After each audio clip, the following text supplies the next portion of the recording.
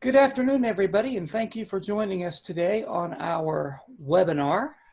This is Mike Tyndall with HIMS, and very quickly I want to do introductions.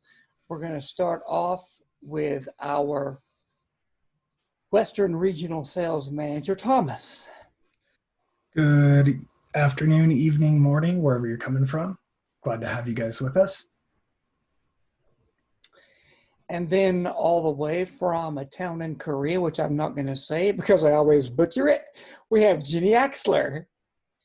Good morning, evening, afternoon. I have the same problem because every time he says good afternoon, it confuses me because it's so early in the morning here. But anyway, I am very happy to be here. I've had my coffee, so we are good to go. All right. Well, thanks to both of you. I will say that Earl Harrison is not with us today. He is doing some other tasks that are time sensitive, and so he did not have the chance to join us today for the webinar, but he is here in spirit. I do know that. He did send me an email and wished us all luck, so that's great. So again, great to be here. Today we're going to talk about using a Polaris as a Braille display, and we're going to be doing it with Windows 10 using JAWS as a screen reader. We're going to also be doing it with iOS, and we're going to be doing it with Android. We could have also done Mac, but just for time's sake, I chose not to do Mac. But if anybody wants to see a webinar on that, let us know, and if there's enough requests, we'll do it. Pretty basic and simple to get things going on the Mac, and we can do that if you guys need or want to see it. But so today, the first thing I want to do is talk about basically running the Polaris as a Braille display in Windows. And I'm not going to show all of this. I kind of have mine already set up and working and going. But if someone does have questions about it, our technical support can walk you through it. But basically what you're going to want to do is go to our website, hims-inc.com/USB driver. There you're going to find a driver to install. That is the USB driver if you choose to do this via USB. If you choose to do it via Bluetooth, all you need to do is go into Bluetooth on your computer and pair the device. That's just the way that we connect the Polaris to be used as a Braille display with a screen reader. So once you download that driver and you install it, you can then plug in your Polaris. And when you do that and you boot up into Windows, you're going to probably hear it set up, and it's going to immediately show up as a hard drive on your computer because you can copy and paste files because it's just being seen as a hard drive.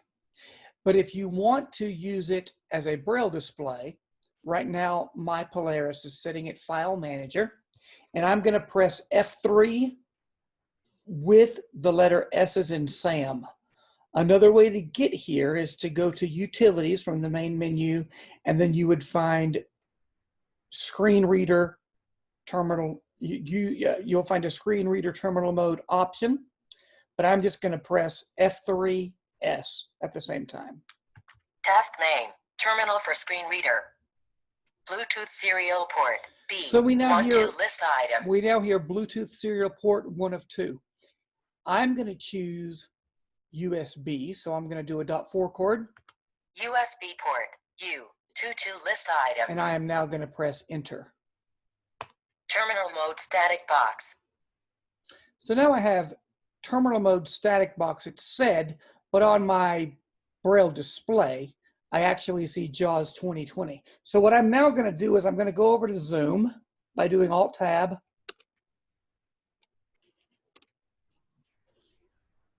Okay, so we now have my screen, and I'm going to do Windows D. Are you guys hearing my computer audio now? No, we're not hearing the audio, but I see the screen. Okay. You had to choose it when you were deciding the screen share options. You had to actually choose it. Yeah, I didn't see it, but I'm going to do it again.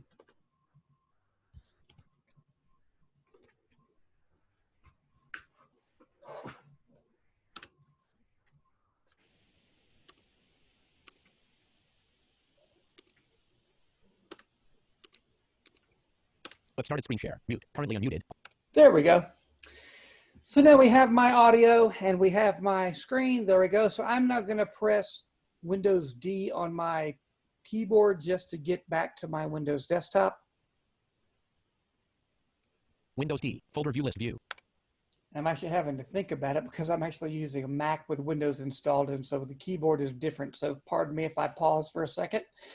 So the first thing I want to do is talk about using the Polaris as a Braille display with JAWS.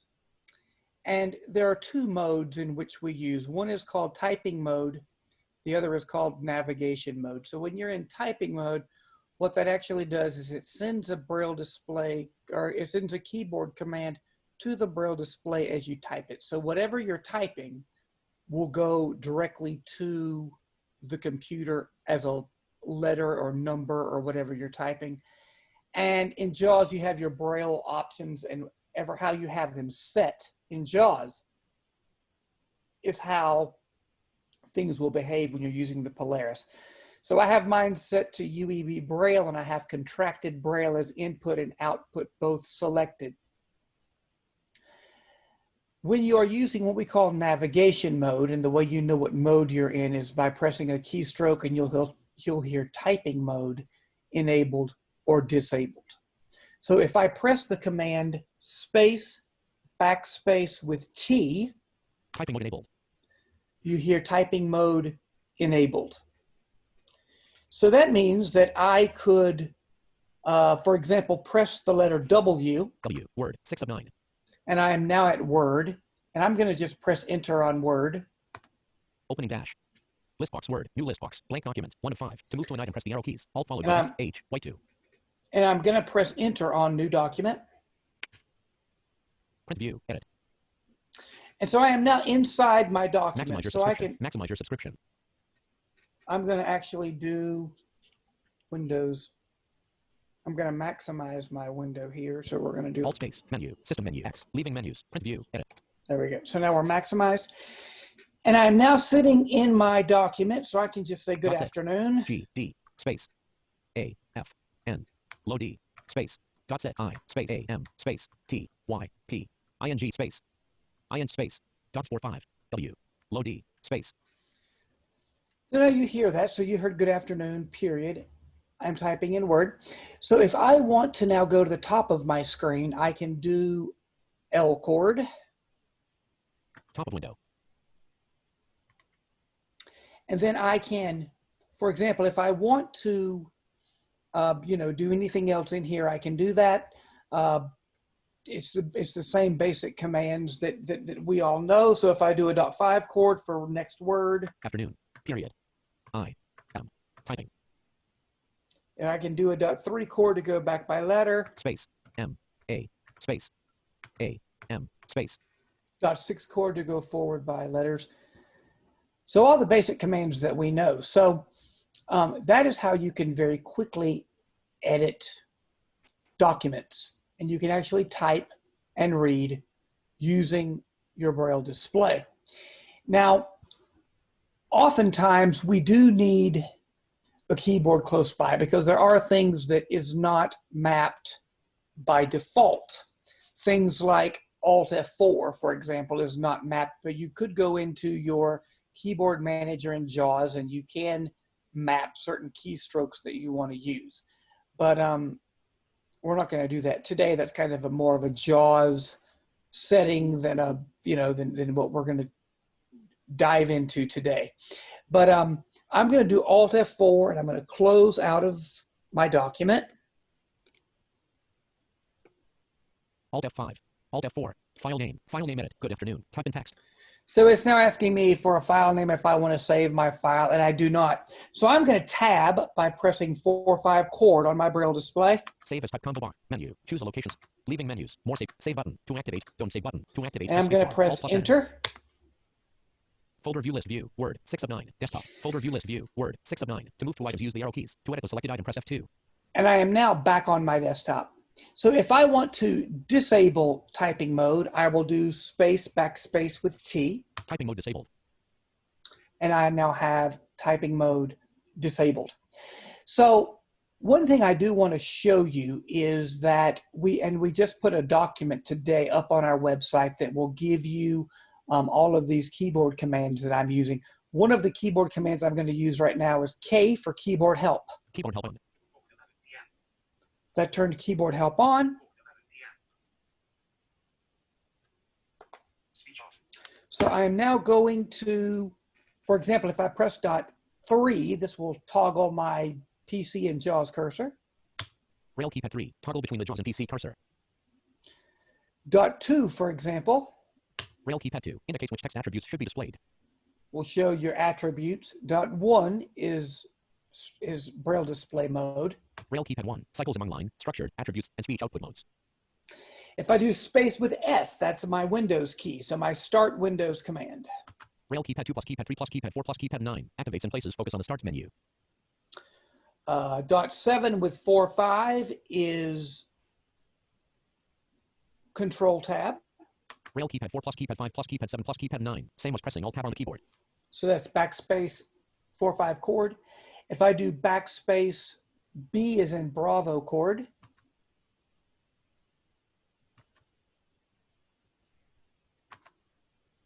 Braille keypad 1 plus keypad 2 plus keypad 9. Same as pressing Shift plus Tab on the keyboard. that would be the same as doing Alt Shift Tab. If I press K again to disable keyboard help, Keyboard help off. we see that we turned off keyboard help. F1 would basically take me out of my terminal mode, but F2 is my Alt key. So if I were to press F2 by itself, it would take me to the menu bar. I can also do that by doing an M as in Mary chord. .3 is going to be the same as pressing Tab, which is the same as the 4/5 chord. And then F4 is escape. The alternative character command is E chord. So those are a few things that we can do if we're wanting to basically keep our fingers on the Braille keyboard, but we're wanting to do as much from the device as we can. Now, one other thing that I'm going to show you, I'm going to do it in Windows. I'm still sitting on Word right now.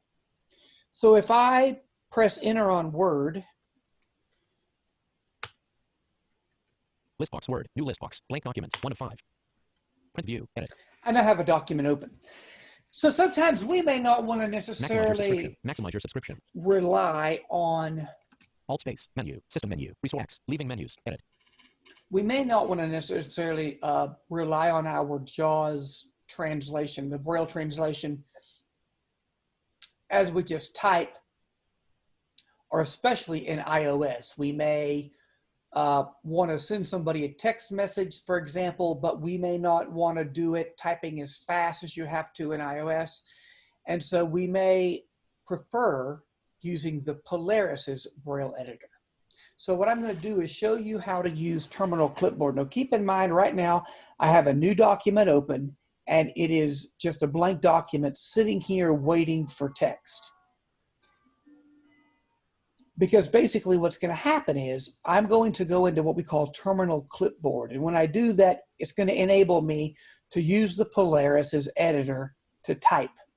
Once Can I I do interrupt that, you for a quick second? sure. Okay, so two things. I might be completely off my rocker, but doesn't Space Z work as Alt F4 in terminal mode? I believe it does. Have you tried it?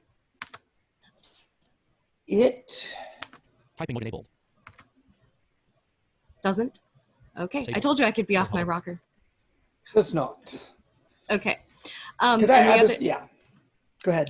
The other thing I wanted to add, mostly, so we had Terminal Clipboard actually, we sort of invented it because Voiceover used to really screw up Braille translation, especially if you were editing. But I find it actually more useful now if I want to transfer something that's in Polaris. I don't want to retype it, but I've already got something written down, like, I don't know, maybe a grocery list or something that I want to send a text to someone, or even a phone number. The other day I actually had to send my passport number to someone, so I pasted that in. I actually find it more useful for transferring information that I don't want to retype. But either way, the same thing is possible. But I think I use that actually more in iOS than I do in Word. And I am sorry.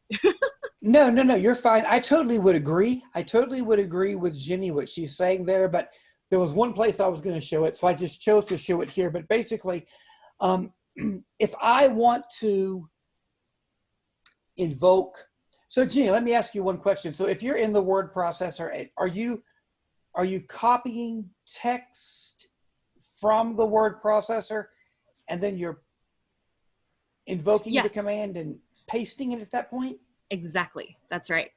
Okay. And that's usually, I'm really sorry. I can't seem to speak legibly right now. Anyway, that is the example that we use in the manual. And yes, that's usually the practical application in today's world is generally to copy and paste something from your Polaris to another device via the terminal for screen reader. So yes, you can use all of your editing commands. So you can type directly into the terminal clipboard, but you can also, if you have copied something, it works, as I said, just like any text editor on the Polaris. So if you have copied something to the clipboard from your word processor, your notepad, an email, anywhere on the unit, you can then just paste it in. So what we're going to do right now is I'm going to go to the word processor. 0000 stopwatch utilities U task name terminal for screen reader terminal mode static box utilities U file manager F top of document. So we're now in a file, so I'll just say hi. .ai .6 IAM LD DAD glad Y U E R AL all A here TD lower D today period And I'm just going to do enter with A select all and enter with C to copy to clipboard. copied. And so now we're going to go back into terminal mode. So I'm just going to do backspace with S. I'm sorry, F3 with S. Task name terminal for screen reader terminal mode static box. That was F3 with S. And it put me back in my terminal mode, and I still see my flashing cursor because I'm in Microsoft Word, remember? We're going to make sure that typing mode is enabled by pressing space, backspace with the letter T. Typing mode enabled. And typing mode is now enabled. So I'm going to invoke terminal mode. And the way I do that is by pressing space, enter with the letter I. And again, remember, all of these keyboard commands is in this document that's on our website. Feel free to go there, download it. Terminal clipboard multi-line edit box. Terminal clipboard, multi-line edit box. I'm going to do enter with V. Paste. And I see my text. It's in grade 2 Braille. Nice and beautiful. To send this over to Word, I'm going to simply press enter with the letter S as in Sam. Start sending. Terminal mode static box. That was much faster than I could ever type. But I could now go to the top of my document, and I'm going to do G. I'm going to disable typing mode, space, backspace T. Typing mode disabled. And I'm now going to press the letter G as in golf. Hi, I am glad you are all here today. And that is the say all command. So I'm now going to exit out of Microsoft Word by doing Alt F4. Alt F4, file name edit. Hi, I am glad you are all here today. Type in text. Tab with 4 or 5 chord. Save as type menu. Leaving menu. Save button. Don't save button. Hit enter on don't save. Folder view list view. Word 6 of 9. Desktop. Folder view list view. Word 6 of 9. To move to items, use the arrow keys. To edit the selected item, press F2. And I'm now back on my desktop.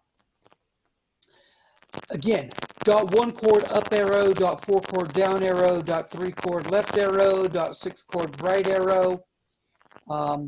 If you want to select all text, enter with A. Those are just a few commands. Also, if you want to copy or paste or cut, if you have typing mode disabled, you have to disable typing mode, so space backspace T to disable it.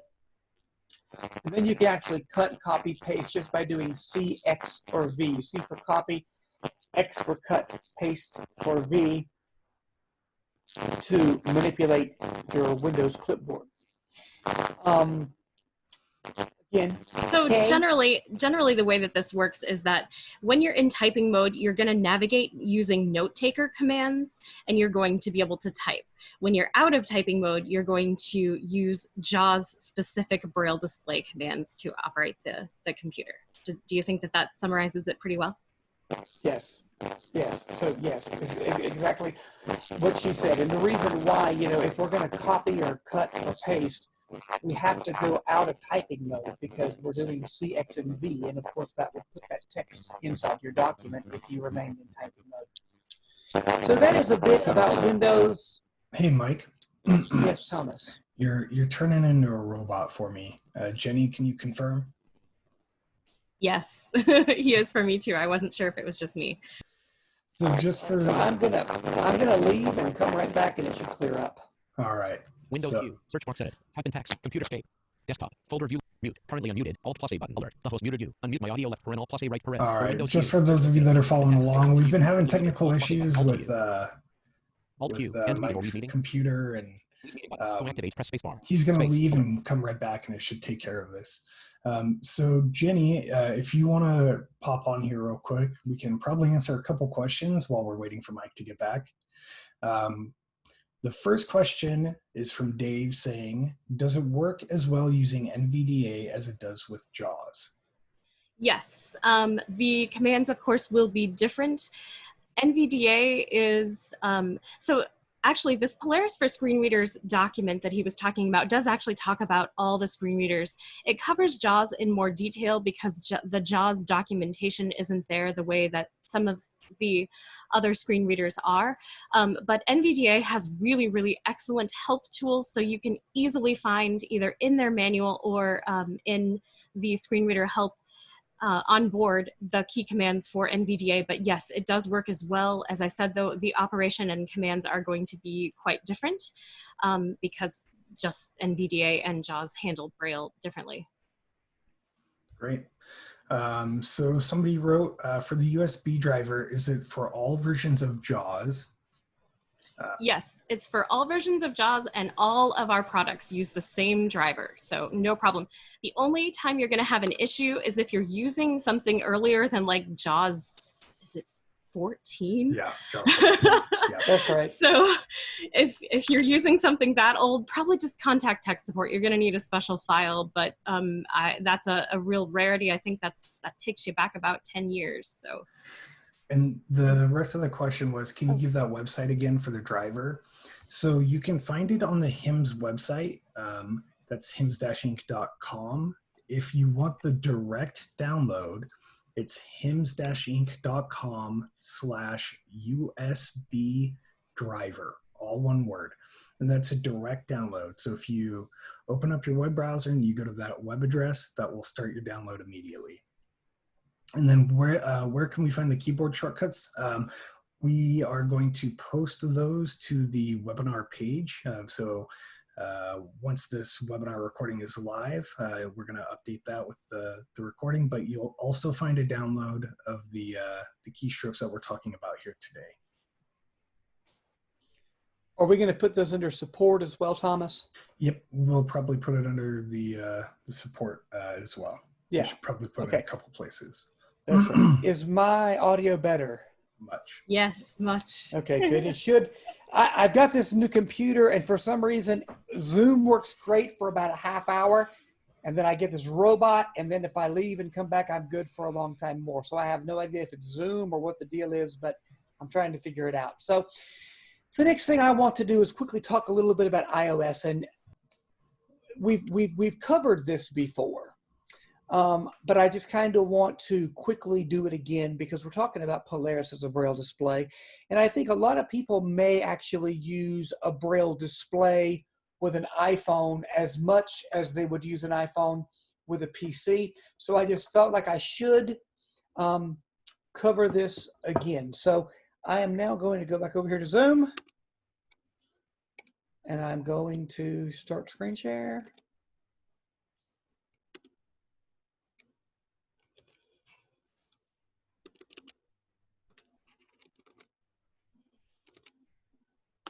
Screen share. Meeting controls. Okay, so my screen share, my screen. Windows D. Folder view. It's not being shared. And I'm going to open a program here called Let's View so that all of you can see my iPhone. L. Let's view. 9 of 9. Enter. Let's view. And I am going to, Windows space. whoops, minimize this Alt space. Menu. screen. Sys move. M. Size. Minimize. N. Enter. Leaving menus. Meeting controls. And I'm now going to, on my phone, I'm going to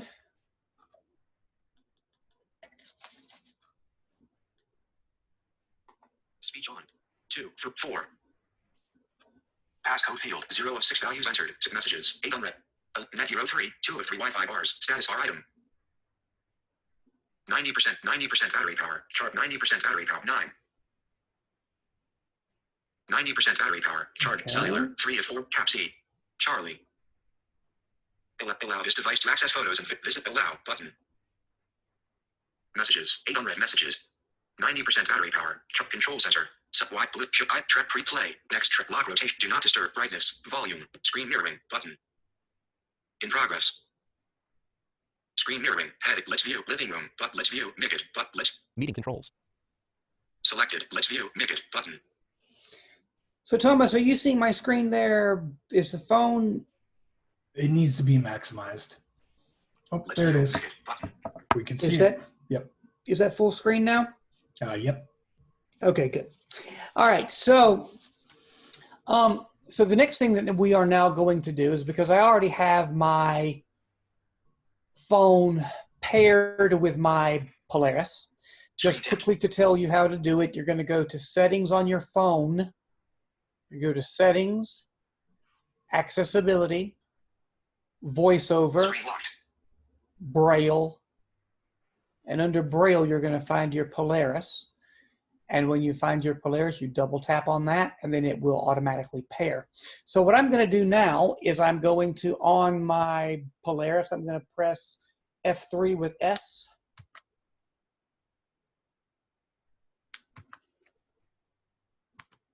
Hi, I am glad you are all here today. Z. No name 1. Doc save? Yes prompt button. No prompt. Terminal for screen reader. S. Okay, so I'm going to press Enter on Terminal for Screen Reader. Bluetooth serial port. And B. it's asking 1 2 me- list item. It's now asking me what port do I want to use, so I'm simply going to press Enter on Bluetooth. Connecting. Terminal mode static box. And you hear terminal mode static box because now Bluetooth is connected. So now all I have to do is simply unlock my phone. 429. Try again. Button. Possible text. Swap messages. 8 unread messages. And I know on my phone I see messages. Now, one thing I want to say is that on any iOS device Messages. 8 unread messages. using any Braille display, because Apple mapped them all, the key commands, not necessarily the buttons now, because every Braille display is different as far as buttons go, but all of the corded commands for any Braille display that you use, they're going to be the same, because 9 unread messages. Apple Health. Messages. Now. David Ehrlich News. Apple mapped them all. So, McDock. Music. so they're all going to be the same. So I'm at the bottom of my screen. To go up to messages, of course, is L chord. Messages. 9 unread messages. And if I want to go down my menu, I can either use my scroll buttons, Calendar. Wednesday. Photos. Camera. Weather. or I could do a .4 chord. Clock. 4 third maps. TV. .1 chord goes up. Maps. Clock. 4th weather. A .456 chord goes to the bottom. Dock. Music. So when you see, all of these commands are all commands that we know. But if you want to find out Messages. 9 unread messages. what keyboard commands do what, help mode is K chord. Starting help. To stop help. Perform a 4-finger double tap or 2-finger scrub or press escape on the keyboard. So for example, if I want to do space with L, .1, .2, .3, spacebar, moves the first item. if I want to go to home, I could do H chord. .1, .2, spacebar, home. So if I do K chord again to stop help, .1.3, spacebar, start help. or B chord as in Bravo will stop help. Escape, stopping help. So let's say, for example, if I want to go down to weather, I can do space with .4. Calendar, photos, camera, weather. And two ways I can activate it. I can either cursor route, or the keyboard command is 3/6 chord. Weather, St. Paul, mostly cloudy, 70 degrees, Wednesday, windy, high 69, low 57. If I want to go back to my home screen, I can do H chord. Weather. Messages, 9 unread messages. If I want to go into messages, Messages, head more, button, compose, button. we'll go to compose, Text field is edited. and I'll say Insertion point, Thomas, star, T-A-O. and I will do a .4 chord. Add contact, button, Thomas Simpson, 541-224-26. And I will, Stickers, button. Dictate, button. Emoji, button. New iMessage. Cancel, button. To text field, +15. Add contact, button. Your iMessage. Can you let me in the meeting? Thomas sent yesterday. Thomas today. Thomas, your iMessage. That's not delivered. Vertical scroll bar. Camera, button. Apps, visible. Message, iMessage. Text field. now all you heard me do there was I was just doing a .4 chord to scroll down. I want to activate this edit field by doing a cursor router button. Insertion point at end. And I can type in contracted Braille. .6. D space, D space, T O space, what space, U, space, Y, E space, every, E space, ever, what space, U, AR, E, period, space, R. And so I said to him, good day to you, why ever you are. And I should have said wherever you are, so I can put my cursor behind the Y. And I can now type a .5 W. WH. Where? And now it is correct. And you see that because I'm using a Braille display, I can very quickly edit my text. And if I want to send it, I can simply press enter. Send message. And I am sure that Thomas now has my message. So of course this all Got works it. in Braille. It all works in email, messages, you know, any app that's running on your iPhone or any iPad. All the commands are the same. And again, we do have several places where you can go get keyboard help to find out what the keyboard commands are. There are commands on Apple.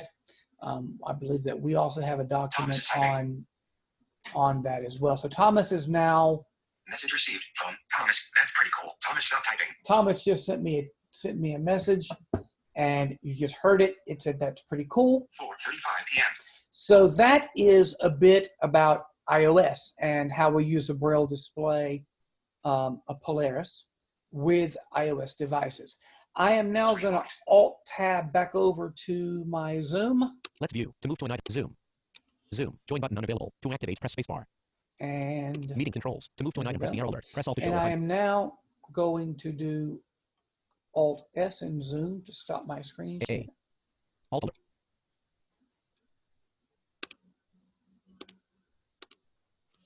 There we go. So now at this time, I want to turn this over to Jenny, and Jenny is going to talk to you a little bit about how to do Braille display keyboard commands and how to use the Polaris as a Braille display with Android devices. So take it away, Jenny. Okay, just one moment. Okay, Thomas, you should be seeing my Android screen, yes? Yes, I am. Awesome. Okay, so I am using a Pixel 3 XL, and I am going to show how to connect as a screen reader with Android. It's a little bit different on every Android device. So this is, I have found actually there is only one consistent way to do it, which is what I'm going to use. I'm actually going to use the Google Voice Assistant to open what I need to know. But first, I do need to get my Polaris in terminal mode. So I am at my file manager. I will press U for utilities. Calculator, C. and S for terminal for screen reader, and enter on Bluetooth. And that's all you need to do to get your Polaris ready. So now I am on my home screen of my Pixel. And the first thing that you need to do, you need to make sure that you install BrailleBack from the Google Play Store. So this is one thing that you do not have to do with any other screen reader, I think, except for Android. It comes with TalkBack installed, but BrailleBack is actually not installed by default, and it's a separate little piece. You might, if you get something like a Smart Vision or something that actually is a dedicated blindness Android device, it probably will come with it. There may be a few devices that have it installed by default, but I don't think most of them do. Galaxy, Kindle, Pixel, I think you're going to have to go get it on pretty much all of those. So that is the first thing that you need to do. The second thing you need to do is turn BrailleBack on and customize your settings. So I'm going to use Google to get there.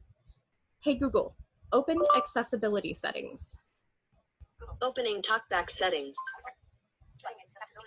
Okay, and I had like 3 devices answer me. Yeah, that's the problem of having too many gadgets. Okay, so accessibility. Now I am going to just swipe. Search settings, button feedback, volume feed, downloaded BrailleBack. Lookout, book background service for lookout to receive fingerprint, just BrailleBack on provide Braille output, 3 of 40. Okay, so I've got all kinds of things in here that I can set. For those of you who can see my screen, BrailleBack is one of the first ones. I'm gonna double tap that. BrailleBack, navigate up, button. Okay. BrailleBack, use service, settings, 1 of 2, in list, use service, on, switch. Okay, so it gives me the use service option. I need to turn this volume up. I'm very, very sorry. Use service, on, switch, out of list. That's better. Accessibility, settings, 1 of 2. When BrailleBack is on, your device will connect to a paired Bluetooth Braille display and present the screen content in Braille. Keys on the Braille display can be used to navigate the screen, activate items, and enter text. For more information, press space and dots 1, 2, and 3. Fill letter L in Braille on your display when connected. 2 of 2. So this is really nice. It gives you all the information that you really need to know about what to do here. There are settings, 1 of 2. Settings. And if I go into not connected, BrailleBack, this, device, disabled, 1 of 11, in list, 11 items. It tells me that there is no currently connected device. Status, not connected. Keyboard help, 3 of 11. Braille, disabled, 4 of Braille type, computer Braille, 5 of literary Braille table, auto, English, computer Braille table, auto, English, United States, 7 of 11. Okay, so I wanted to show you this because these are important as far as determining how you input and output text, or the type of Braille that you're going to receive, the Braille grade, the Braille table, etc.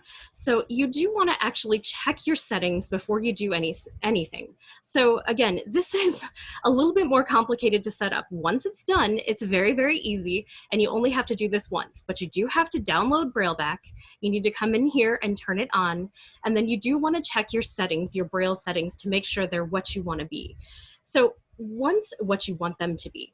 Once you've done that, then it gets real simple. So I'm going to, again, use Google. Hey Google, open Bluetooth settings.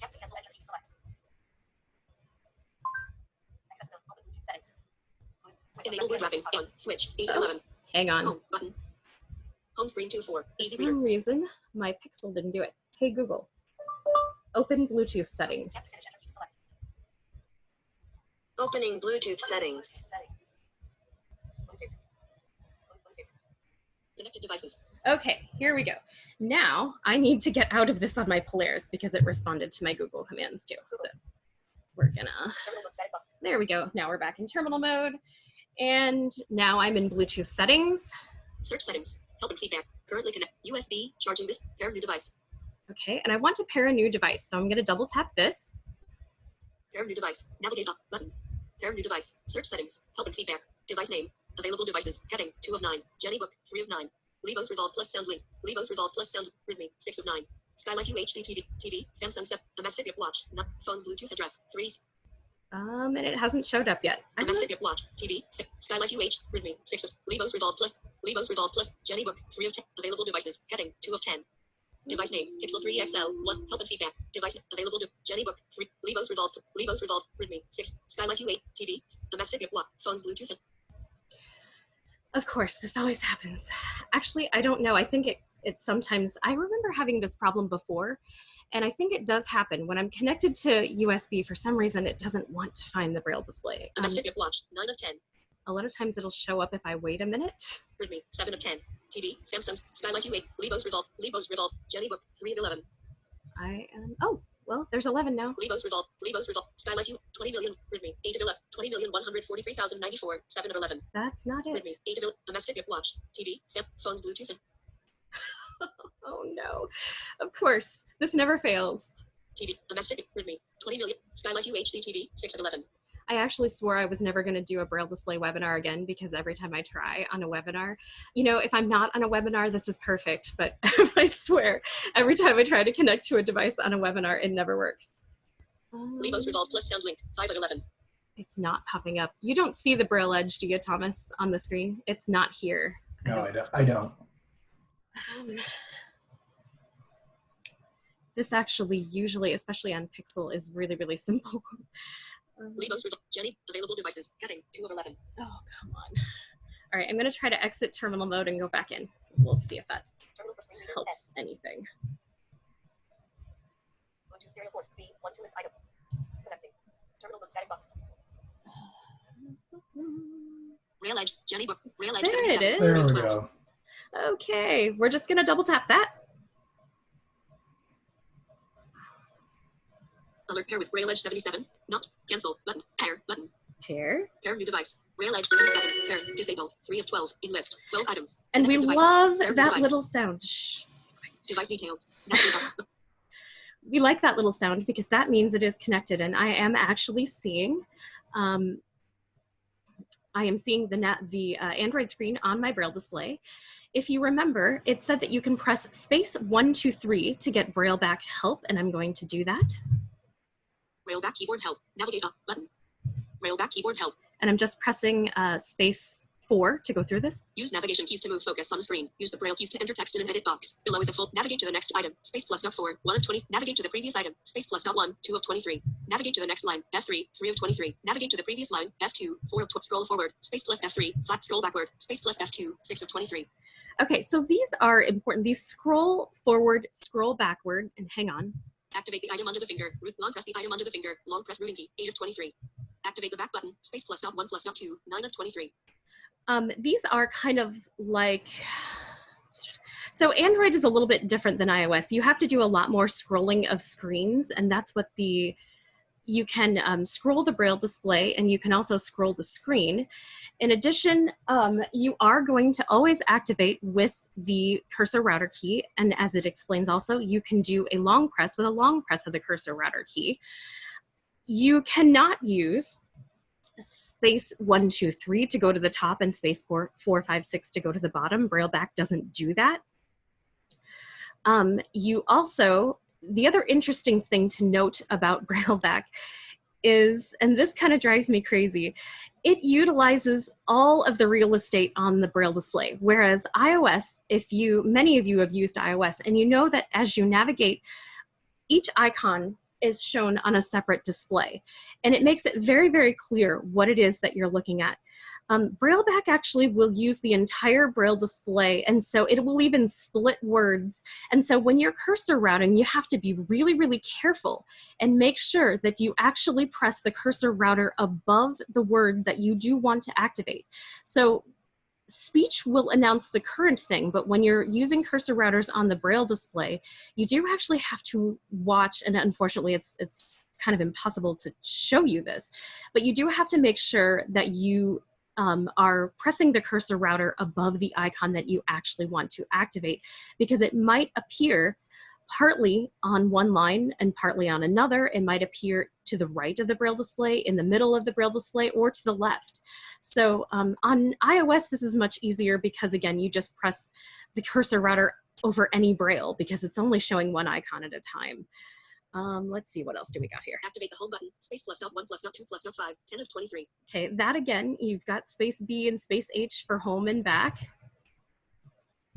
Open the notifications window. Space plus dot 1 plus dot 3 plus dot 4 plus dot 5. 11 of 23. And again, this is going to be, so these are pretty straightforward. Open the recent apps window. Space plus dot 1 plus dot 2 plus dot 3 plus dot 5. 12 of 20. Activate the enter key when editing text. Space plus dot 8. 13 of 23. Right. Delete backwards when editing text. Space plus dot 7. 14 of 23. Navigate to next section in web content. Space plus dot 2 plus dot 3 plus dot 4. Navigate to previous section in web content. Space plus dot 7 plus dot 2 plus dot 3 plus dot 4. 16 of 23. Navigate to next link control form.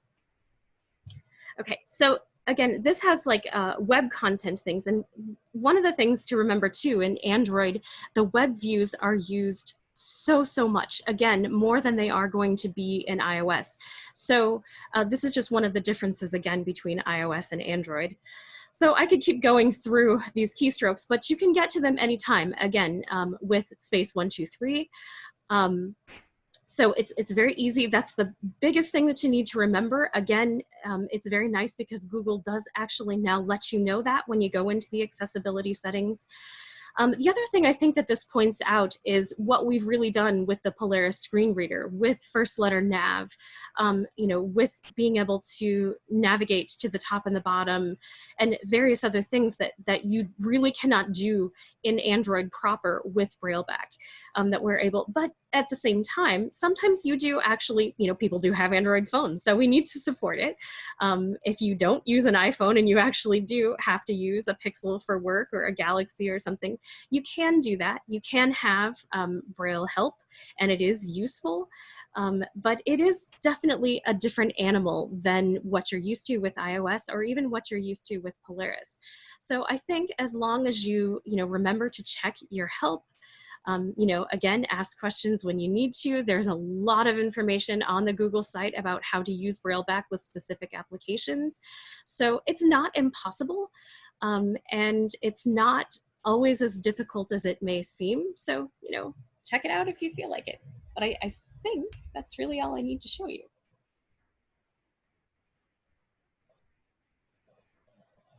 Mike, are you still here? Yep, Mike's still here.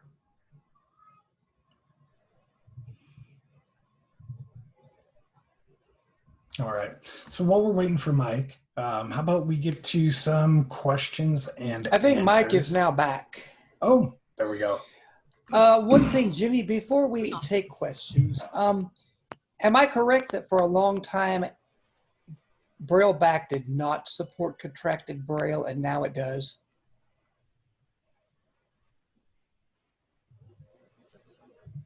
Yes, sorry. I was actually, see, now I went away. I thought I was done. Yes, you are correct. It does actually now support it. Yeah, I just wanted to throw that out there, that for a while, Brailleback did not, and now it does. So for anyone who has not used Brailleback for a while, if this is something that you want to do, feel free to go check it out. So yes, Thomas, let's take questions. All right, Mike. And I'm afraid you're going to turn into a robot here pretty soon. But let's go ahead and get on with some of these questions.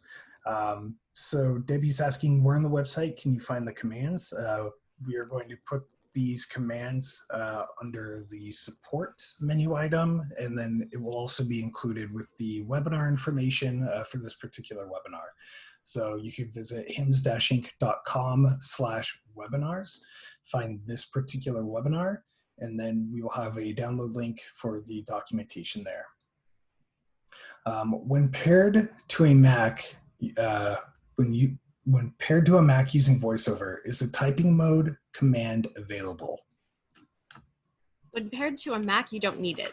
The only time you need that command is for JAWS. You don't need it for any other screen reader. It's actually just a flawless switch over. I mean, when you're in an edit box, you will type. When you're not, you don't. Okay.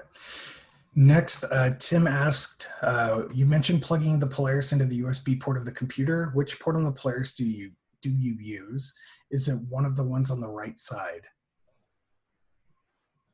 Go ahead, Jimmy.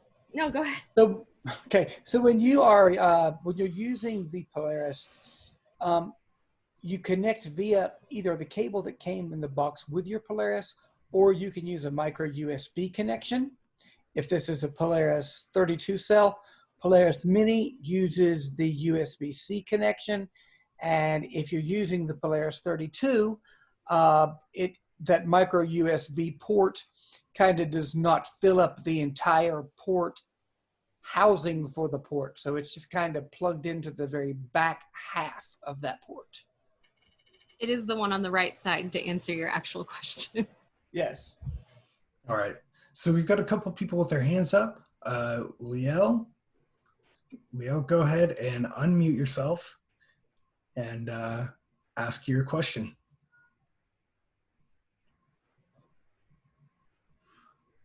Hello, friends. First of all, wish me congratulations. I had purchased the Polaris, and I happy with this. Wonderful. Fabulous. Congratulations. Yeah, Great. thank you.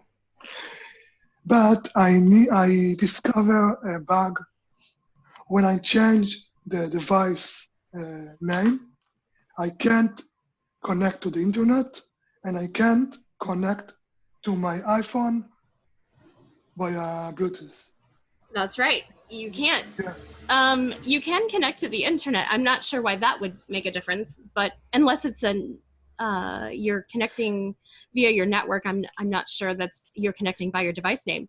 But that is correct that if you change the device name, you will not be able to connect to the screen readers because they actually, all of them identify any Braille sense as Braille sense something. So you can change the device name, like you could change it to Braille sense Leo or something like that, but it must begin with Braille sense, capital B, capital S.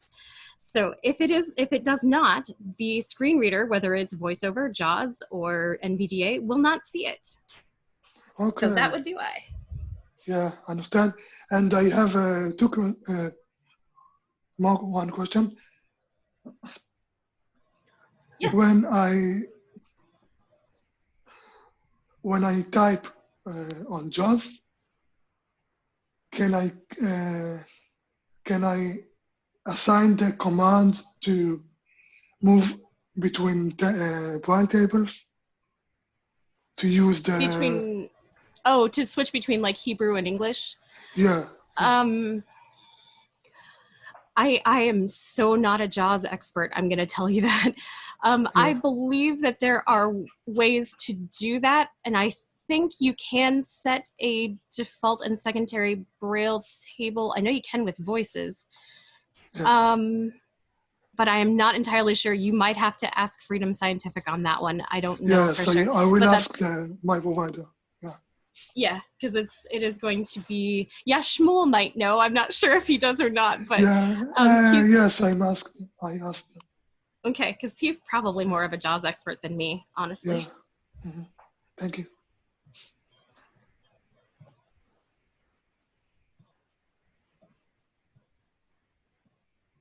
I was muted. I started talking and I was muted.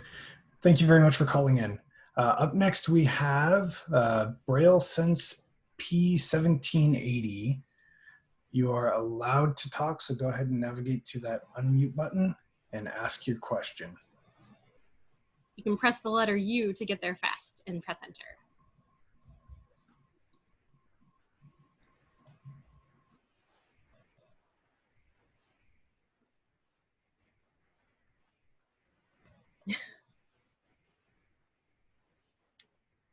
All right, while we're waiting, let's get to a Q&A question. Carolyn writes, there are keys for Alt, Control, and Windows. So does this mean that there's also a way to simulate like Alt F4 and other function commands? You mean for Polaris and JAWS? I think there are some missing, as Mike said. Alt F4 seems to be one that's really strangely not there. But the things that are not there, you can actually define in the JAWS keyboard manager. So basically what you're going to want to do is look through the command list that we keep talking about that we will upload to our support server and the webinar server, or sorry, the webinar webpage. And again, then you can use the JAWS keyboard manager to sort of define the things that are missing. We had a bunch of JAWS commands and then Freedom Scientific changed it, and I don't know the entire situation. I'm not a developer, but I know that even like the space backspace T is something it's a bit of an older protocol. So I think that our built-in functionality is somewhat limited, but you are able to add to those definitions where they don't currently exist. All right. When paired to a Mac with VoiceOver enabled, is the typing mode command available? Oh yeah, you already asked that one. You don't need that in the Mac. All right. So if you're on a Braille sensor and you've got your hand up, you're allowed to unmute yourself. Press the letter U and go to the unmute button and press enter on that. While we're waiting, another question. On the Braille Edge, I can use Alt, Control, Windows, etc. When leaving typing mode. I use the F keys. Does the Polaris not allow this? Polaris doesn't have as many function keys. The Polaris has 3 because F1 is used to go back to the file manager. The Braille Edge has 8. So that's kind of the difference there. All right. Up next, we're going to have Kitty. Kitty, go ahead and unmute yourself and ask your question. Okay, can you hear me now? Yep. Awesome. All right. There is a sequence. I know it's out there, but it keeps eluding me every time because I don't do it that often. Whenever I go to connect my iPhone to the Polaris, inevitably I have to start from scratch and set it up and then pair it. And when I finish at the end, I turn it off, and the next time I have to go through the same thing. I know there's got to be an easier way to do this. There is supposed to be. You're not wrong. And actually, I experienced this too, and I haven't figured out why. Because not everyone has this problem, but some of us do. And so, yeah, I actually am trying to figure that out with our developer right now. Is it a female thing, Jenny? I mean, does Polaris have it in for us, or what? I don't quite think so, but yeah, it's really strange. And the other odd thing is, and it hasn't always been like this, and it's not this way with most of our devices. The other thing that I've found that's really odd is that sometimes it will work consistently okay for a while and then it doesn't again. But so I will tell you the correct sequence, but I will also tell you that you're not crazy. It doesn't always work. And I think it's an Apple thing. I don't really think it's us because we haven't changed anything, but I haven't quite figured out what's going on. And there are some Polaris users that never have this problem. So anyway, the way that you're supposed to do it, you should always be in terminal mode when you unlock the phone, or be in terminal mode again before you connect via USB. It doesn't matter if we're talking Android, iOS. In fact, it's actually possible. I have, of course, both. So it's possible for me to lock my iPhone screen, then open up my Android screen. If I'm still in terminal mode, it will connect to my Android screen. Then if I close my Android phone and then unlock my iPhone, it will switch to that. But you're right, there is something weird going on. But the secret, yes, the correct sequence is terminal mode first, connected device second. And I'd like to add to that. I was actually at a state commission office and somebody was having trouble with this exact issue. We tried it on one iPhone and he experienced the issue. He had a second iPhone that was his personal device, and when he did it with his personal device, he didn't have that issue at all. So it was a difference between iPhones. I think Apple has it in for me. Okay, also, what's the sequence then when you're done? Do you That doesn't matter as much. I usually lock my iPhone first, but a lot of that is because if I have the terminal for screen reader open, a lot of times I just leave it open, so I don't even close it anyway. But that doesn't matter as much. What order you close them isn't so important. It's mostly, what order that you initiate them. So as long as terminal mode is open before you unlock your phone, that should work. But okay. That's lovely to know that it's probably our phones, right? That's not yeah. exactly All right, great Apple, news. fork over another one. Give me a better one. Can I ask one other really quick question? Yes. Sure. Okay. I texted Mike on this one, but how do you do a double tap if you're using iPhone and Polaris? How do you do a double tap on the Polaris? The cursor Are you router. meaning a single finger or double finger? I'm talking about a double finger, double tap. Oh. Double finger, double tap. And if you texted me, I apologize. I did not see it, but it's SH cord. There you go. Okay. All right. I'll have to check because it's possible. Sometimes my phone tells me that a message has been sent, and then I discovered it lied. When did you text me? When you were, before you went into the first robot. Oh, well then, no, I've not even been looking at texts since I've been on this webinar. That's why I didn't answer you. Jenny was actually talking, and she was talking about doing the double Yeah, tap, no, and I've been way too busy to look at texts during the webinar. So yeah, No always problem. just ask your questions here. But yes, 146 cord. Okay, thanks. Good to see you, Kitty. Great. Twice. Thank you very much for the questions. Up next, we have Scott. Scott, go ahead and unmute yourself. Hey, Scott. Yes, hi. Thanks. Thank you for doing this webinar today. Using the Polaris, and I've had the U2 and the U2 Mini previously, I am a fast Braille typist, and I find that I get a lot of errors when I type. I believe there's some command, this is a friend telling me this, that would improve the accuracy of my Braille typing with the Polaris. Is that true? I think I know what they're referring to. Let me remind myself what it is, because it just changed, actually. I'm not using 3.4 because I'm afraid if I brick this thing and I'm teleworking, I'm going to be in trouble. So Hang on a second. There we go. It used to be backspace enter C. Now it is. I can't remember for sure. No, I think it changed in the last release. So it's going to depend on what you're running. If you're running 3.4, it's going to be backspace. Terminal for screen reader S. It's going to be backspace space Voice enter. off. It'll be backspace space enter M if you're running 3.4. If you're running, 3.4. If you're running an earlier version, it's going to be backspace enter C.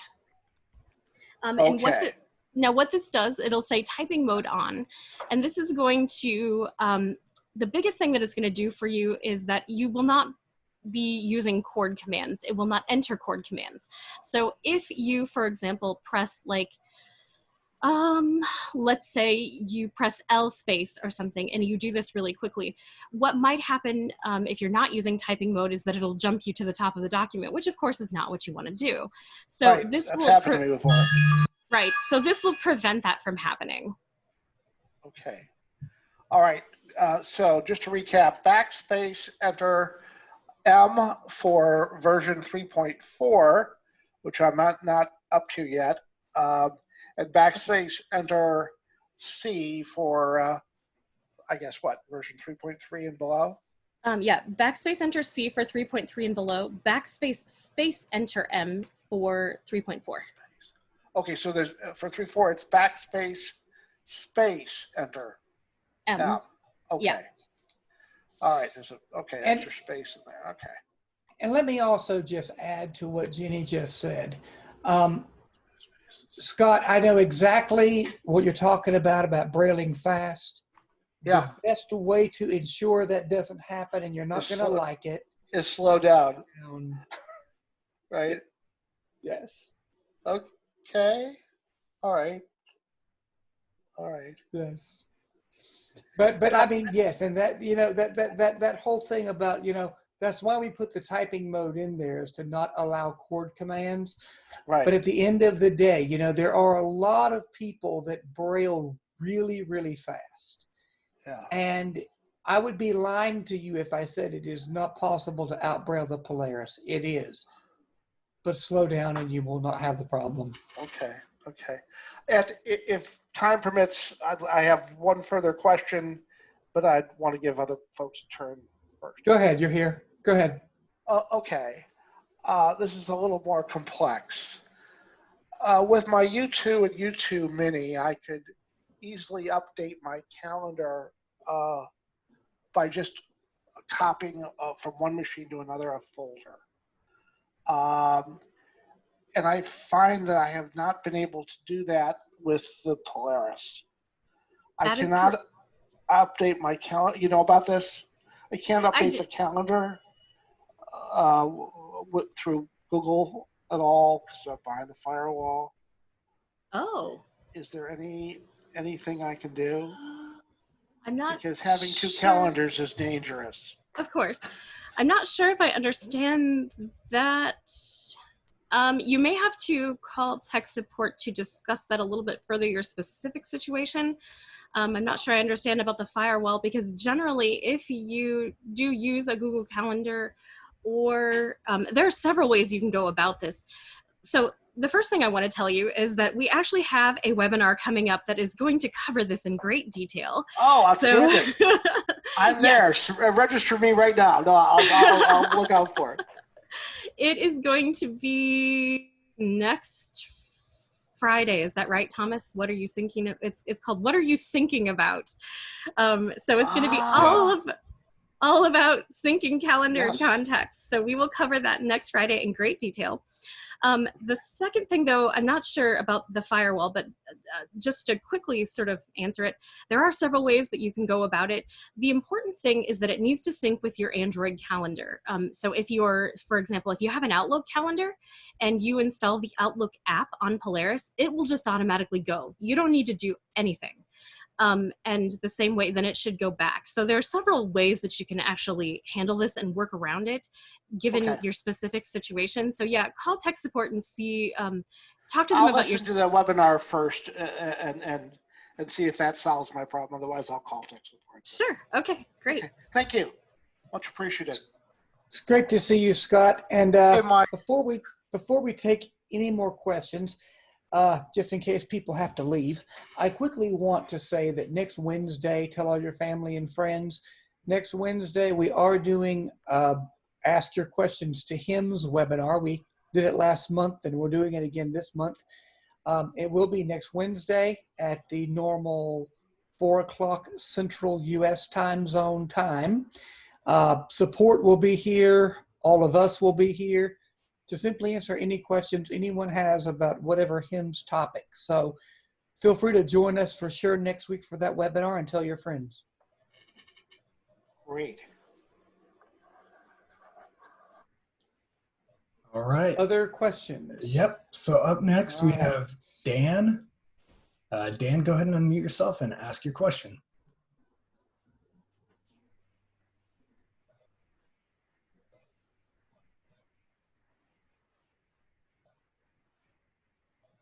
Oh, can you hear me? We can hear you, yes. Okay, sorry. I was on my iPhone. I was looking for the unmute button. I have tried several different Braille displays with Braille back and have never had any luck with them. Whenever I'm typing, I get a message, Braille back has stopped. And I reported it to Google and they asked me to do all kinds of convoluted things like send them a diagnostic log, and I've never gotten it to work. It's to the point that I do accessibility testing and it's gotten to the point where I just use a conventional Bluetooth keyboard. Yes, that can happen and I've seen that, but that is definitely a Google thing and not really something we can do anything about. Now I'm wondering if I got the Q Braille and that happened, if Bluetooth would just take over and I could continue typing. You could, yes, actually, sort of. The answer is that if you are using the hybrid mode, you'll be using the keyboard. You'll be using the keyboard for entry anyway. So you're right. That isn't a problem. And it's so funny that you say that because when I've encountered that, I have actually connected my Q Braille as a Bluetooth keyboard to take care of it because that's what I had on hand closest to me. So yes, it will solve that problem. So, but if you're connected already in hybrid mode where you're using back, it won't even. it won't even deal with it, because you won't be typing using Braille back. You'll be typing using the Bluetooth keyboard anyway, so you shouldn't actually even encounter that problem. Oh, good, because then I don't know. I mean, I don't personally own an Android device. I mean, their Braille support is a deal breaker for me. I mean, I have it because of my job. Right. And, you know, I'm much happier with iOS. Yeah. A lot of people say that, and it's very interesting, because for a while people were really on the Android bandwagon.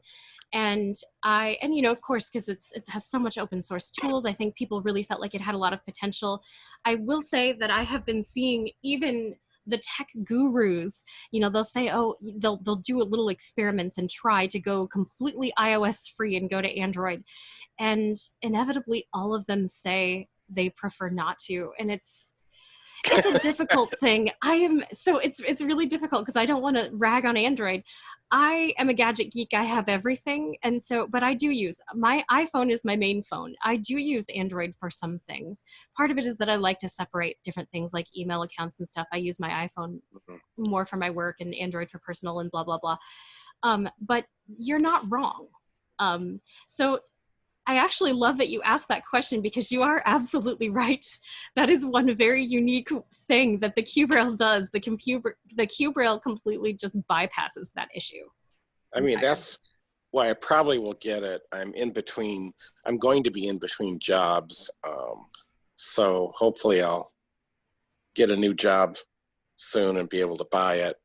Because I'm not happy with the display that I'm using now in my job. That's a whole nother story. I'm using a Focus 5 and I've just been really disappointed, but I didn't buy it. So, I mean, all the HIMS products I have, I've liked and had good luck with, the Braille Edge and the Braille Sense U2 Mini. People that have the QBraille, I mean, you know, again, setup is very interesting, because you do have to set up the two connections. But once you've done that, it really is slick as snot. It's slick as snot, and people really do enjoy it. Interestingly enough, I recently learned that the new Braille display from APH with the QWERTY keyboard actually is the same way. So far with the screen readers, to have any kind of QWERTY access, there just isn't. It doesn't seem to be a way not to use the two connections, to have Braille output and the QWERTY input. So I don't know that, you know, other companies haven't found a way to simplify that either. That made me feel better. But anyway, once you do get it set up, people really do enjoy it, just because it does bypass some of those inherent issues with Braille only.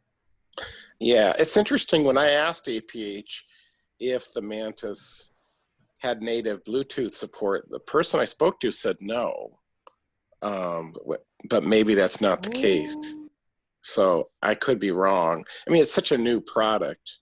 Yeah, but I haven't seen one, but it's my understanding that they have to deal with it with the two connections as well. That's what I'm yeah. told, so. I think the only thing that would make me a little cautious about the QBraille is trying to get used to the different NVDA. I use NVDA mostly, and just remembering how to use the review modes.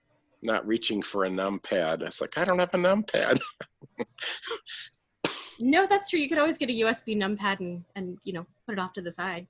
Yeah, I got something like that, but I could not get it to work with my computer. Someone gave me one. Maybe there's a different brand.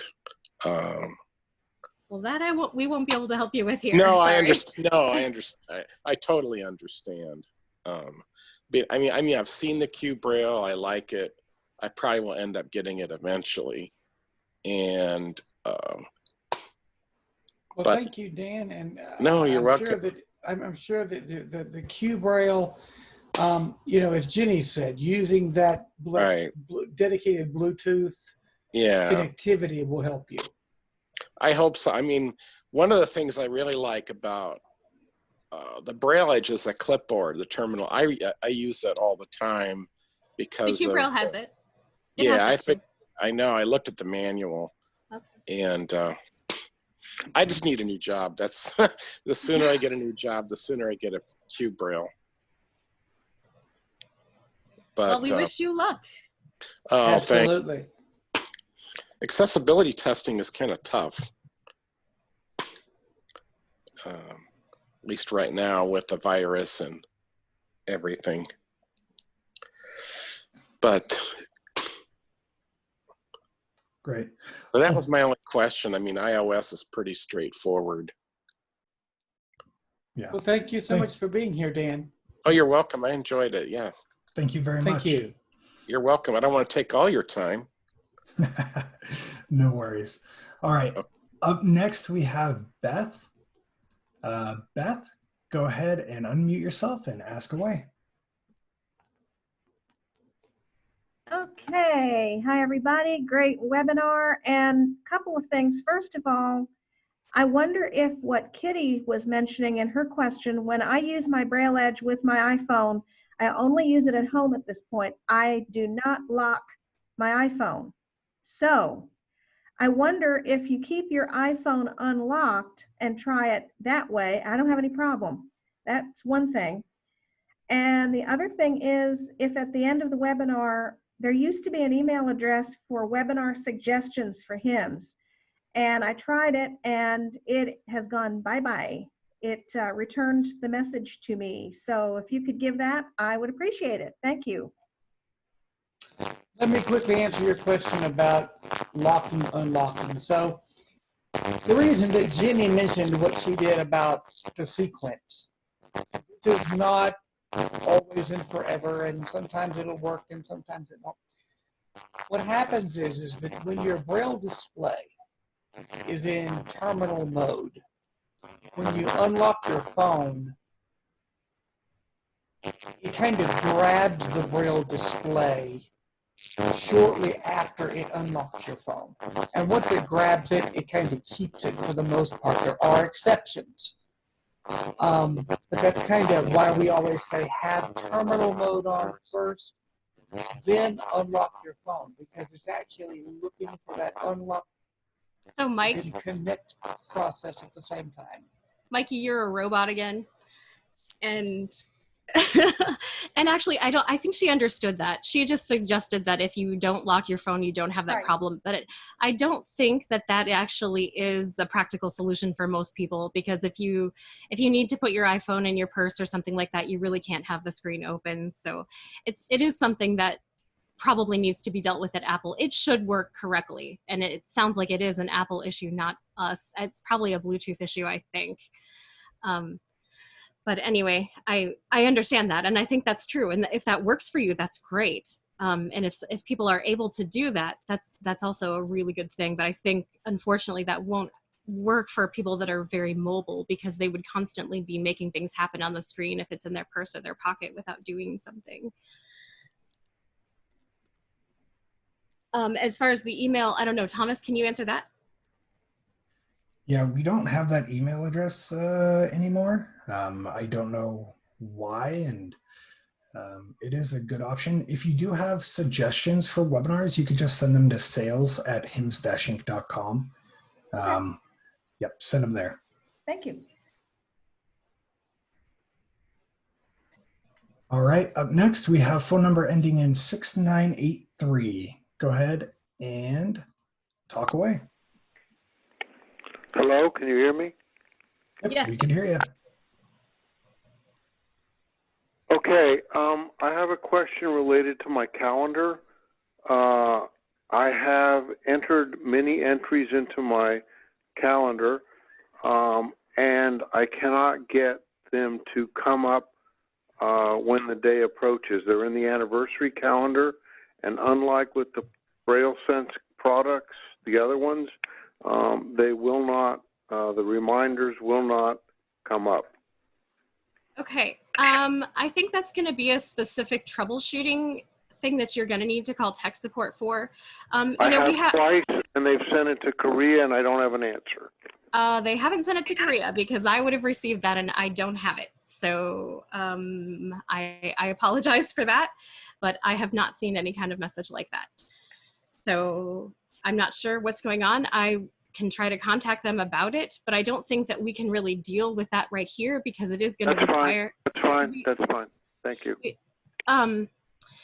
We have not really been very strict about this, but let's try to actually keep questions on topic. And for more general questions, let's keep them for the FAQ next week, or try to deal with them offline. And again, we don't want to be like totally strict about that. You know, if you have a quick question, we'll try to answer it. But these things start to run really long when we just take a lot of questions about random things. So if we can try to keep them Braille display related, that would be great. And that's totally not your fault. Please don't think that I'm ragging on you at all. I do apologize that I have not received your inquiry, but I will check with tech support about that. Thank you. Great. Thank you very much. All right. Up next, let's try this again. Braille Sense P1780. All right. You go to the unmute button and ask your question. Mute lower hand. There you go. Hi, You got it. how are you? I have a question in terms of, is the Polaris compatible with the Kindle Fire as a Braille display? Yes, it is. I have one and I have connected it. So Okay. it will work. I think you do have to go to the Kindle App Store and download Braille back for Kindle Fire first. I don't believe it comes on it. I can't remember for sure, but I don't think so. No, it doesn't. I did download the Braille back from the Kindle App Store. And Yeah. it's just now a matter of keep working at it to get it to connect. Yep. So you want to turn Braille back on first, and then as I demonstrated, and again, I think you should be able to. Because it's like devices, it says it's not a paired device. So I go and I try to pair the Polaris. Yep. It keeps rescanning and telling me to make sure that my device is ready. Okay, are you in terminal mode before you do that? You do need to be in terminal mode on the Polaris before you do that. I selected Bluetooth and then. No, not the Bluetooth manager. You want to go into. Okay, okay. USB or Bluetooth. Ah, I gotcha. Okay, I'm so sorry. On the screen reader side. And I selected Bluetooth, and it does say terminal mode. Okay. It's just a matter of me keep playing with it because, you know, one of those things. It's just not seeing it. You might try resetting both devices. I've definitely gotten it to work. I mean, like I said, I have a Kindle, and I've gotten it to work just fine. But you know, yeah, okay. No, the quick thing I was going to tell you, when you were looking for me earlier under Braille Sense, I couldn't get on to Zoom with my Braille Sense Polaris because I had to update the software. So I used the phone. And so that's why when it kept saying Braille Sense, it didn't register. Oh, That okay. makes sense, It's yeah. no problem. Not a problem. It's all good. We got you. And Okay, thank you. Public service announcement for y'all. Zoom has updated their app, and because they've had some security issues. So if you haven't updated your app, go ahead and do that, and that should help with some connectivity issues.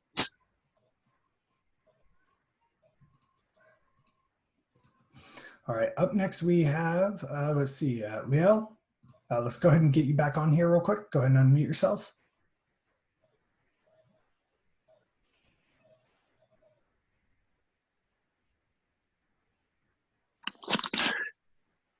You're back. Hey again, yeah. Regarding to my first question, I try to change my name, and my iPhone doesn't see my body display. Okay, How so can I do it? you used backspace enter E to change the device name? Yeah. Okay, remember that you need to have capital B, R-A-I-L-L-E, capital S-E-N-S-E for the first part of your name. Mm-hmm. That should do it. If not... No, it's not.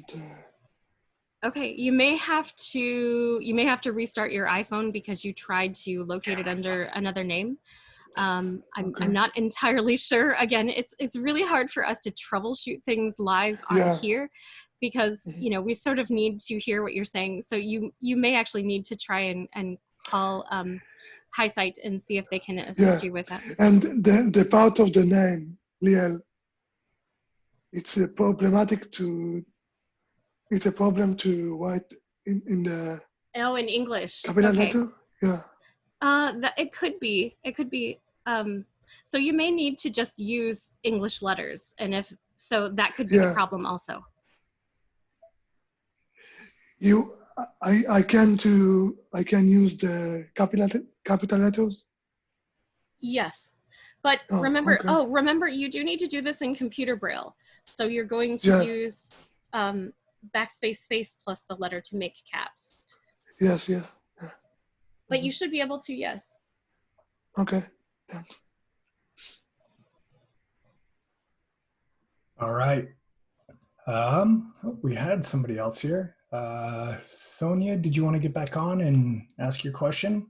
While we're waiting for more people to raise their hands, we have a couple other questions in the Q&A section. Christian wrote, why can you not just press enter to activate an app? And I believe this was in response to iOS. I'm trying to think. Can you? I think you might be able to do that as well. No, you have to. It doesn't work at all? No, it has to be enter a cursor doesn't router? work, and it's a cursor router space 36. And that is an Apple thing. Apple writes all of the key mapping. And unfortunately, we have no access to change what they do. So, yeah. But I will say that you actually can go under Braille and you can reassign keys. But you could look under there and maybe change a double tap keystroke to enter. That could be one that you could do yourself. All right, thank you, Mike. Up next, Sonia, go ahead and unmute yourself and ask your question. Hi, my question was on the Polaris when I'm trying to enter using in terminal mode on the iPhone, the @ sign for, like, say, an email address. What is the best way to do that?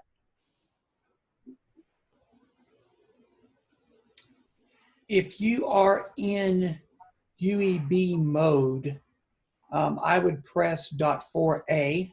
That should work.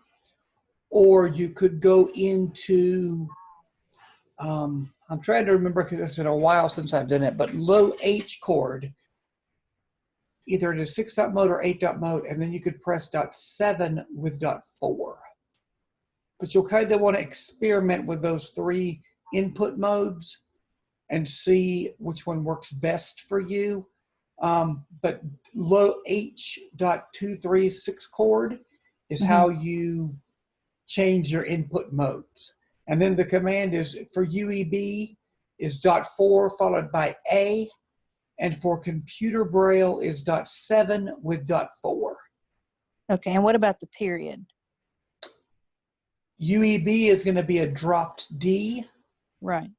Computer Braille is 4/6. Okay, so I'll have to change it to computer Braille and then you've got 6 and 8 dot modes, and you just kind of want to play with those and see. I want to say it's 6 dot, but don't quote me on it. Okay. Thank you. You're welcome. All right. Thank you very much for that. You can also use F4 to change. Did you say that? I'm so sorry. I was doing something. Mike, I don't know if you said that. You can also use F4 to change between contracted 6 dot and 8 dot. I did not say that because I didn't know that. I actually just started because I wanted to make sure the enter really didn't work. I think it does in Android. So see, I get confused between the two of them. I have to try stuff. But anyway, so yeah, I'm in terminal. F4. We'll do that. For your input. Yeah, contracted 6 dot and 8 dot. It'll cycle through. F4 will do that. Okay. And just FYI, output is G chord, input is low H chord, or .4 as G just said. F4, not .4.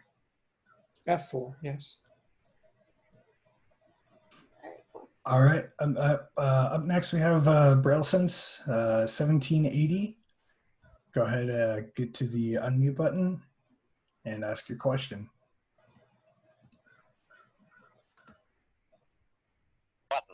Hi, you answered my question earlier about the connection with the Kindle Fire. Oh, okay. Good. Perfect. All right. So some Q&A questions. Can I use a Polaris on a Galaxy 10e or S if I do not have Braille back installed?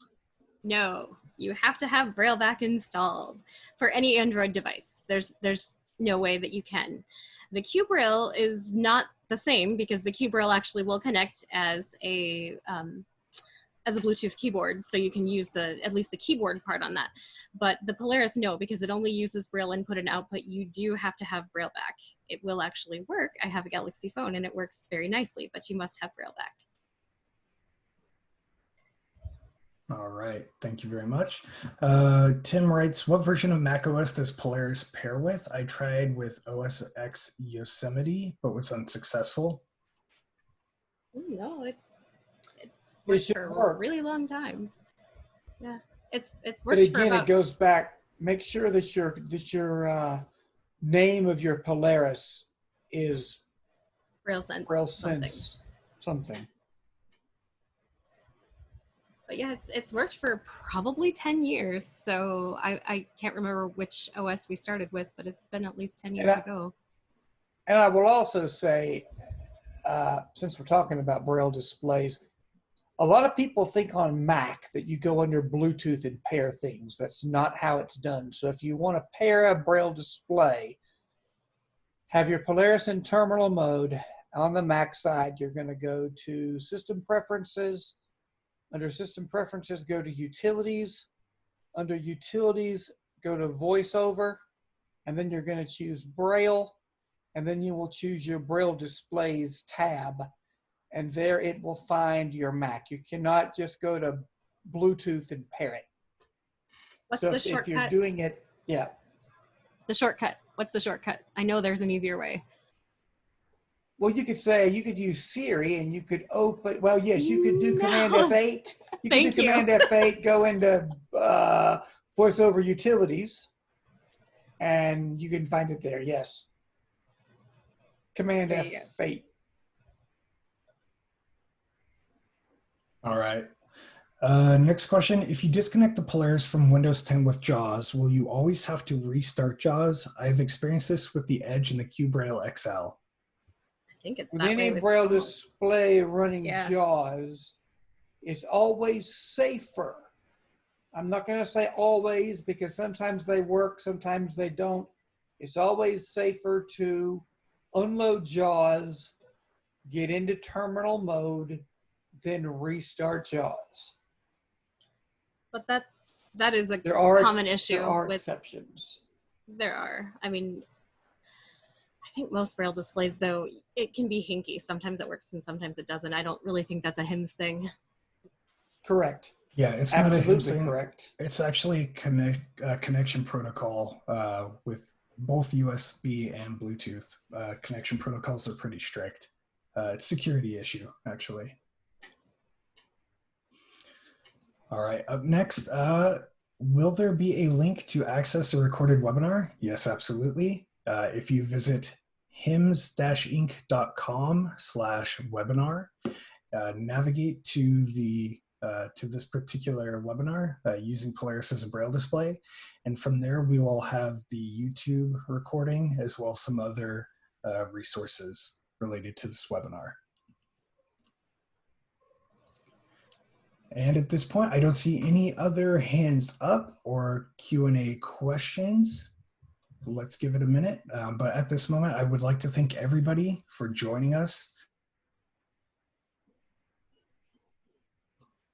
It's been great having everybody here. So as Mike was saying earlier, we are going to be having a Q&A session that would be Wednesday, the 17th of June. This Friday, we're going to be doing a Reading Rainbow, and we are going to be covering, well, Jenny, do you want to talk about that? Sure. So we will be covering the rainbow of possibilities for accessing books on Polaris. Yeah, okay. No, we started listing these. I don't remember when, but we started listing all the different ways, and somebody said reading rainbow. So we kind of went with that. So for those of you who are 80s and 90s American kids, you may remember the Reading Rainbow show on TV. So anyway, we are going to cover the various ways of accessing books. We will cover blindness sites like Bookshare and Bard, and applications like VoiceStream and Easy Reader. We will also then cover mainstream, Google Books, Kindle, Audible, that kind of thing. So basically just all the different ways of integrating and accessing, reading, navigating books on the Polaris. And we will have a guest presenter with us. We'll have Mr. Stuart Lawler from Ireland to actually help us present that. Wonderful. Again, echoing what everybody said, thanks for being here. Register, come see us on Friday. And thanks again. Have a great week. Stay safe, everybody. Thank you, guys.